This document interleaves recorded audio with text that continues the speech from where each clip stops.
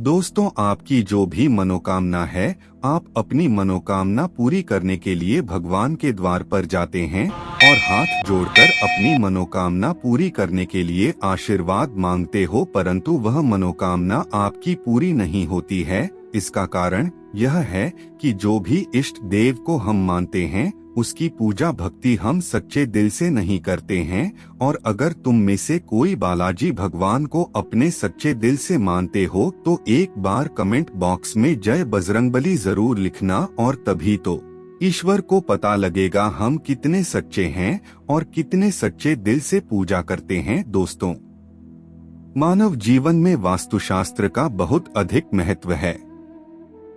जैसे दोस्तों, हमने आपसे बोला कि बेटी के घर खाना खाने से जन्मों तक ये पाप भोगने पड़ते हैं। दोस्तों, हाथ जोड़कर निवेदन है कि आज यह बात पृथ्वी पर रह रहे हर एक व्यक्ति को जानना चाहिए। दोस्तों, कहते हैं कि जिस व्यक्ति ने यह बात जान लिया और समझ लिया तो उस व्यक्ति का उद्धार होने से कोई नहीं रोक सकता। दोस्तों, अगर कोई ऐसा व्यक्ति है जिसके पास वीडियो देखने के लिए टाइम नहीं है, तो जरा सोचिए आप जीवन में कितनी बड़ी गलती करने जा रहे हैं। इसका अंदाजा आप लगा भी नहीं सकते हैं। आपको भगवान ने जन्म दिया है, पृथ्वी लोक पर भेजा है, तो आपका पूरा अधिकार है कि इस पृथ्वी लोक पर अच्छाई के साथ साथ आप बुराई के बारे में भी जाने, यह आपका स्वतंत्र अधिकार है। दोस्तों, आपके पास अभी जितने भी काम है उनको साइड में रख दीजिए। ध्यानपूर्वक जो आपको बताया जा रहा है उसे देखिए और सुनिए। अक्सर दोस्तों, आप सभी लोगों ने सुना होगा और कई लोग इस बात को कहते हैं, या फिर आपने किसी व्यक्ति के मुंह से भी सुन लिया होगा कि बेटी का घर का पानी भी नहीं पीना चाहिए, पाप लगता है। इसकी पूरी सच्चाई जानेंगे इस प्रस्तुति के माध्यम से। प्रिय दर्शकों, कहते हैं कि लड़की के घर खाना खाने से क्या जन्मों तक के पाप भोगने पड़ते हैं? क्या जन्मों तक इन्हीं पापों का दुख झेलना पड़ता है? क्या मनुष्य इन्हीं पापों के पश्चाताप की अग्नि में पूरे जीवन जलता रहता है? तो सत्य क्या है और झूठ क्या है? मित्रों, सनातन धर्म में विवाह को एक पवित्र कर्म बताया गया है। चाहे जो भी हो, एक ना एक दिन शादी के पवित्र बंधन में उसे बांधना ही पड़ता है। ऐसे कुछ गिने चुने लोग ही होते हैं जो बिना शादी किए ही अपना जीवन गुजार लेते हैं, लेकिन ज्यादातर लोग जो आम जिंदगी जीते हैं वे बिना शादी किए नहीं रह पाते। दोस्तों, शास्त्रों में 4 आशाराम बताए गए हैं, जो हैं ब्रह्मचारी आश्रम, गृहस्थ आश्रम, वानप्रस्थ आश्रम और संन्यास आश्रम। इसके अलावा 4 वर्ण भी हैं जिनकी रचना स्वयं भगवान ने ही की है। आइए प्रिय दर्शकों को जानते हैं इस कहानी के माध्यम। दर्शक, कुछ समय पहले की बात है। किसी गांव में एक सज्जन परिवार रहता था। उस परिवार में केवल 4 प्राणी थे, पति पत्नी और एक पुत्र व एक बेटी। दोस्तों, चारों प्राणी उस घर में बहुत ही सुख से रहा करते थे क्योंकि धन संपत्ति भी खूब थी। दोस्तों, उस पिता ने अपने बेटे बेटी को खूब पढ़ाया लिखाया, अर्थात एक अच्छे से विद्यालय में शिक्षा दिलवाई जो गांव से दूर शहर में विद्यालय थी।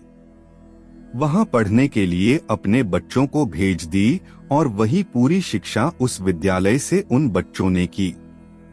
दोस्तों, वे बच्चे बढ़ते गए और धीरे धीरे बड़े होते गए। इसी तरह समय गुजरता गया और एक दिन वह दोनों बच्चे अब नौजवान हो गए।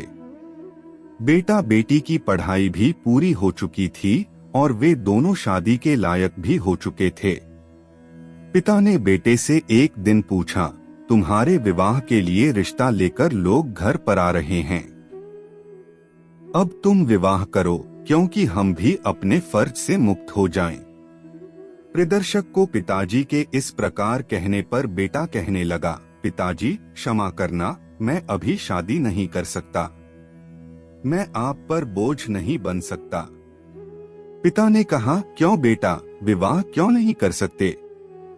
ऐसी ऊटपटांग बातें क्यों कर रहे हो? दर्शकों, तब बेटे ने जवाब दिया, पिताजी मैं सही तो कह रहा हूँ, क्योंकि जब तक लड़का कुछ कमाने के लायक नहीं हो जाता तब तक वह जवान बेटा अपने माता पिता पर बोझ की तरह ही होता है। पहले बेटे का खर्चा फिर बहू का खर्चा माता पिता को ही झेलना पड़ता है।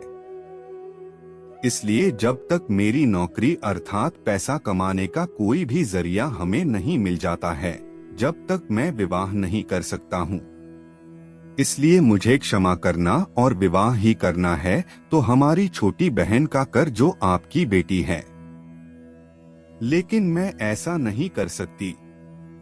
प्रियदर्शी को बेटे की बात सुनकर के पिता ने कुछ दिन के बाद अपनी बेटी की शादी एक अच्छे परिवार में कर दी। इधर प्रियदर्शी को जब बेटी की शादी हो जाती है तो कुछ दिनों के बाद में उस बेटे की भी सरकारी नौकरी लग जाती और वे बेटा नौकरी करने के लिए शहर में चला जाता। प्रियदर्श को वे दोनों माता पिता बेहद परिश्रमी थे, क्योंकि कहते भी हैं जिसमें माता पिता की औलाद सुखी है वे पहले सुखी हैं। इसलिए वे दोनों बहुत ही सुखी थे। इसलिए वे दोनों बहुत ही खुश थे। 10 को जब लड़का 1 साल के बाद में शादी कर लेता है और फिर माता पिता के पास आशीर्वाद लेने गांव आता है और कहता है, पिताजी यहाँ का घर और जमीन बेच दी और मेरे साथ शहर में चलें। वहाँ एक मकान खरीदेंगे और थोड़ी जमीन भी वहीं खरीद लेंगे। फिर वहीं आराम से रहेंगे और वहीं आपकी सेवा करेंगे। दर्शकों, वही हुआ। वह दोनों माता पिता घर की जमीन बेचकर अपने बेटे के साथ शहर में रहने लगे। विदिशा को समय गुजरता गया। बहू बेटे सेवा करते गए और माता पिता पर बुढ़ापा आता गया। कुछ दिनों के बाद में उस बेटे की माता पिता का स्वर्गवास हो गया तो केवल पिता ही रह गए थे। पत्नी के जाने के बाद उस पिता का शरीर अब कमजोर होता चला गया, क्योंकि दर्शक कहते हैं कि पति पत्नी जिंदगी रूपी पहिया होती है। अगर एक पैर टूट जाता है तो दूसरे पहिए के लिए बहुत तगड़ा झटका लगता। और पहले तो बेटियों का पिता जड़ जमीन में हिस्सा भी नहीं देता था। जो देते थे वे बेटी के विवाह में ही दे दिया करते थे और उसके बाद में कुछ नहीं दिया करते थे। इसलिए बेटी के घर जाना वह पाप समझते थे। लेकिन अब तो पिता अपनी बेटी के लिए अपनी संपत्ति में बराबर का हकदार मानते हैं और वे भी बनाते हैं और देते भी हैं, और शादी विवाह में बेटी के लिए बहुत इतना दान दहेज दे देते हैं। वहीं झटका उस पिता के लिए लगा, यानी कि अपने पति के लिए लगा, जो उसका शरीर कमजोर होता चला गया, तरह तरह की बीमारियों से ग्रसित होने लगा। यह देख करके उस बूढ़े बाप की पुत्रवधू जो थी उनसे गिना करने लगी। नतीजा यहाँ तक पहुँच गया कि एक दिन पुत्रवधू ने उस पिता के बेटे से कह ही दिया कि आप अपने पिता को वृद्धाश्रम छोड़ा।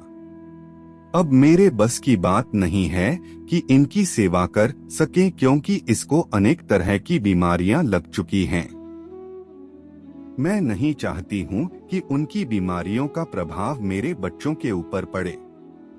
मैं नहीं चाहती हूं कि आगे चलकर हमारे बच्चों को कोई हानि हो, कोई परेशानी हो। इसलिए अपने पिता को वृद्धाश्रम छोड़ा। प्रदर्शकों, वही हुआ। अपनी पत्नी के कहने के मुताबिक वह बेटा अपने बूढ़े पिता को वृद्धाश्रम छोड़ आया और कह दिया कि आपको जब भी कोई परेशानी हो मेरे लिए चिट्ठी लिखकर भेज दें, मैं आ जाया करूं। प्रदर्शकों, वह बूढ़ा पिता वृद्ध आश्रम में रहने लगे और बेटा बहू मकान में जाकर के रहने लगे। इधर दर्शक को जब ये बूढ़ा पिता एक दिन परेशान हुआ तो उसने अपने बेटे के लिए चिट्ठी लिखी, लेकिन वह बेटा समय से नहीं पहुंच पाया। इसलिए पिता को अधिक परेशानी उठानी पड़ी, कष्ट झेलना पड़ा। प्रदर्शक को पहले फोन वगैरह तो नहीं चलते थे, केवल चिट्ठियों के द्वारा ही इंसान दूसरी जगह सूचना पहुंचाया करता। इस तरह बेटा 2-4 बार तो वृद्ध आश्रम पहुंच गया।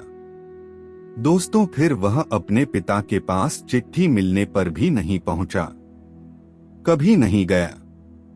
दोस्तों इधर जब बेटा वृद्धाश्रम नहीं आया तो बूढ़े पिता को बहुत कष्ट हुआ। सोचने लगा बूढ़े बाप एक बेटा ही सहारा होता है, वह भी छोड़कर के चला गया। यह सोच करके वह बहुत जल्दी दुखी होकर दर्शकों से बूढ़ा बाप जब अधिक परेशान रहने लगा तो वहां उसका वृद्धाश्रम में उसका एक मित्र था जो धार्मिक समाज का था। उसने कहा, अरे भाई, जब तुम्हारा बेटा नहीं है और नहीं आता है तो कोई बात नहीं, तुम्हारा कोई और बेटा तो होगा। दोस्तों जवाब दिया, नहीं, मेरे और कोई बेटा नहीं है। दूसरी तो बेटी जो अपने ससुराल में मैंने उसका विवाह कर दिया है। दर्शकों यह सुनकर के वे मित्र कहने लगता, तो अपनी बेटी के लिए चिट्ठी लिख दो, उसे बुला लो और वहां उसके घर में चले जाओ। तब मैं बूढ़ा बाप अपने मित्र की बात को सुनकर के कहने लगा, नहीं भाई, मैं बेटी के घर जाऊंगा पर अपनी सेवा बेटी से करवाऊंगा, कदापि नहीं। श्री मित्र बोला, इसमें क्या बात है? जवाब दिया, नहीं, मैं बेटी से यदि सेवा करवाऊंगा और उसके घर का खाऊंगा पीऊंगा तो मुझे बहुत भारी पाप लगेगा, क्योंकि कहते हैं लोग अपनी बेटी के घर का पानी तक नहीं पीते। यह प्रियदर्शी को सुनकर के मित्र कहने लगा, अरे भाई, कैसी बात कर रहे? कहाँ पुरानी प्रथा को दिमाग में लिए बैठे हैं, तुम नहीं जानते। एक पिता के लिए जैसा बेटा होता है वैसी ही बेटी होती है। यदि बेटा सेवा नहीं कर रहा है, पिता अपनी बेटी के घर जा सकता है और वही रह सकता है।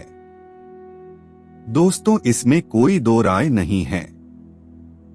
जवाब दिया, नहीं भाई, बड़े बड़े विद्वान कहते हैं जो पिता अपनी बेटी के घर पानी पीते हैं और खाना खाते हैं वे पापी होते हैं। सज्जनों, तब मित्र समझाने लगा, भाई तुम नहीं जानते, ऐसे विद्वान ब्राह्मणों ने इस समाज को इतना भयभीत कर रखा है, इतना डरा दिया है। दोस्तों जो हर आदमी बेटी के घर खाना खाना और पानी पीना ये सब पाप समझता है। अच्छा, तुम नहीं जानते हो जो ब्राह्मण विद्वान है और धर्म के मर्म को जानता है, मैं कभी नहीं कहेगा कि बेटी के घर रहना पाप है। जो ब्राह्मण उच्च वृद्धि के होते हैं, समाज को उल्टी सीधी पट्टी पढ़ा करके पैसा पैदा करते हैं और धर्म का मर्म नहीं जानते, ऐसे ही पंडितों ने समाज को डरा रखा है कि बेटी के घर खाना नहीं पीना नहीं। और बोला, पहले तो पिता के पास इतना होता ही नहीं था जो अपनी बेटी को दे पाता, केवल विवाह कर दिया करता था और इसीलिए कहता था कि बेटी के घर जाना, रहना और खाना यह पाप होता है। और पहले तो बेटियों का पिता जड़ जमीन में हिस्सा भी नहीं देता था, जो देते थे वे बेटी की, वह बेटी प्रसन्न रह सकती है, खुश रह सकती है। इसलिए कोई भी पिता बेटी के घर जाना, रहना, खाना पीना पसंद नहीं करता। इसलिए तुम क्यों यह पाप मानते हो? जवाब दिया, भाई पाप तो है। तब मित्र कहने लगा, फिर वही बात, तुम नहीं जानते, यह कोई पाप नहीं है, क्योंकि हमारा धर्म कहता है आपद धर्म में बुढ़ापे में कोई नियम नहीं होता। यानी बेटा पिता को छोड़ दे तो बेटी पिता की सेवा कर सकती है, पने घर ले जा सकती है, क्योंकि आपातकाल में कोई पाप नहीं हो, कोई भी नियम नहीं होता। इसलिए तुम अपनी बेटी के घर चले जाओ और वही रहो। दर्शक को फिर उस बूढ़े बाप को मित्र ने उसकी बेटी के लिए चिट्ठी लिख दी, बिना बताए चिट्ठी लिखने की, क्योंकि वह बात को मानता ही नहीं था। इधर दोस्तों जब चिट्ठी बेटी के पास पहुंची तो बेटी अपने पिता के पास भागी भागी चली गई और वृद्धाश्रम में पिता के पास में पहुंच जाती और पिता की हालत को देखकर कि बेटी आंखों में आंसू भरकर के रोने लगी और कहने लगी, पिताजी इसका मतलब है कि आप अपने बेटे को ही मानते थे, अपनी बेटी को कुछ नहीं मानते थे। इतनी मुसीबत उठा रहे इस वृद्धाश्रम में पड़े जब हमारा भाई तुम्हारा बेटा नहीं आया, तुम्हें छोड़ करके चला गया, तो तुम्हें उसी दिन चिट्ठी लिख देनी चाहिए थी, क्योंकि हमें भी सेवा करने का एक बार मौका देना चाहिए। जवाब दिया, बेटी तुम्हारे घर रहने से, पानी पीने से, तुमसे सेवा करवाने से मैं बहुत बड़ा पाप करता, मैं नरक में जाता था। अपने पिता की बात को सुनकर के वे बेटी कहने लगी, नहीं पिताजी, जिस तरीके से पिता के लिए बेटा होता है वैसे ही उसी तरीके से बेटी होती है। अगर बेटा पिता की सेवा नहीं करता है तो बेटी भी सेवा कर सकती है। इसमें कोई दोष, इसमें कोई पाप नहीं है, इसमें कोई कानून अपराध नहीं है।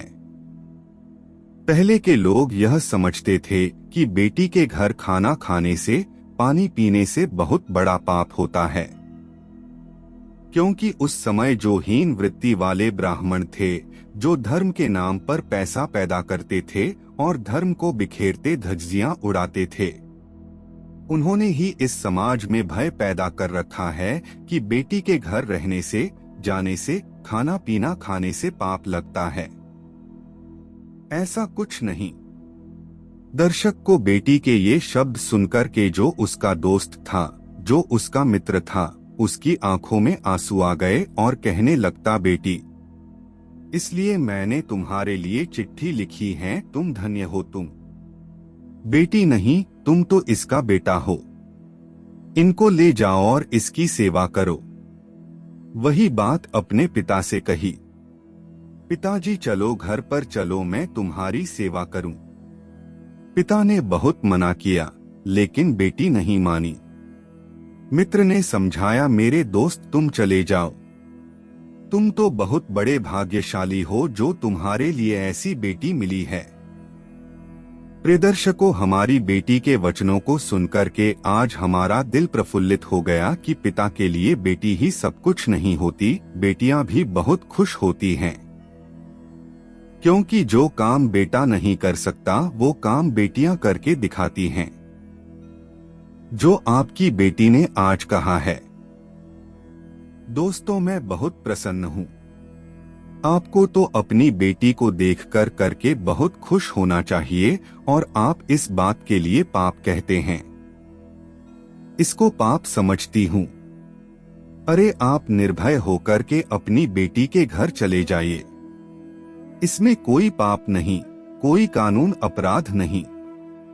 दर्शक को इस तरीके से अपनी बेटी के अधिक शब्दों को सुन करके और अपने मित्र के समझाने के मुताबिक वह पिताजी जो था, गुंडा पिता, अपनी बेटी के साथ, अपने दामाद के साथ चला जाता है।